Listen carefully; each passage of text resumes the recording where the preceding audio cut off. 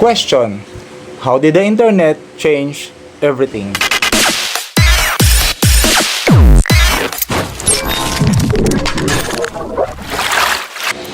Alam niyo ba na sa paggamit natin ng internet ay maraming nabago sa ating buhay?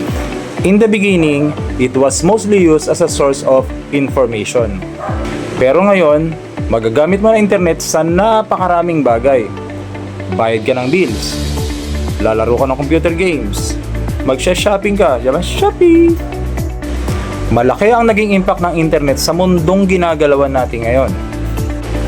Binago ng internet yung paraan ng pag-uusap natin, yung pagtatrabaho, maging yung pagsha-shopping at maraming bagay na ginagalawan natin sa mundong to. Pero alam nyo ba na napakalaki ng tulong ng internet lalo na sa mga estudyante natin ngayon? Kasi pwede na silang mag-research kahit nasa bahay sila, hindi nila kailangan pumunta ng library para sa kanilang mga assignments and projects. Yun ang isa sa malaking bagay na maitutulong ng internet sa atin ngayon. Ang isang hamon sa atin ngayon ay hindi tumitigil ng pag-evolve ang technology, kaya kailangan natin matutong sumabay.